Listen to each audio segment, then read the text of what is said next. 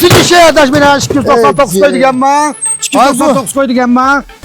Ha 299 koy degan ma'ningday ne demek? Ma'ningday ne? Yerden gelip ma'ningday avtomatik kral olsa aka sanlar 299 koy konunu yine almashtirish. Ma'ningday ma taqdas meni ma'ningday taqdas shijula qap qalsa ma'ninga ayrim pul jalaysizlar. Tushundingmi-da? Endi tushundim meni mali bir bu yig'ida gagash. Ha, yine ambadın nurgulgan şişiyle ba.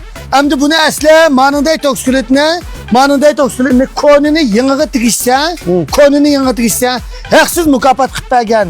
Hem bu haksız mukofotga ma xaridorlarimiz uni aytgan qanday desanglar, ma dempichaga pulni qatib olib, uning keyindan dem haksız so'g'anlik va'da deb.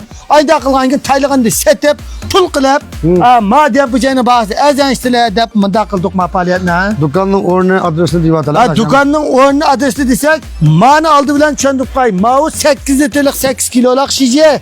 Bununki 24 saat sınav ko'ramiz. 24 saat sınavdan o'tolmay qolib qolsa, akasanlar normal almashtiramiz.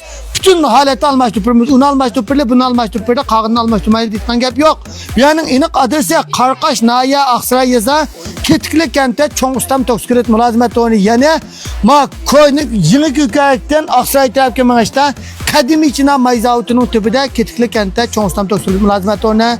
Telefon nomer 152 09 00 98 99 Maulning beri bilan shu Shijiga qarab tug'anlar. Bir bazarning adamlari Shijiga ma achanmash to'qatay Maulniki Shijisi basatdilar. Kaşılık kılıp Ma achanmash to'qat Shijiga saqlab turib, endi chiqyaptinglar to'qat Shijining nima deyishimizga Maullan.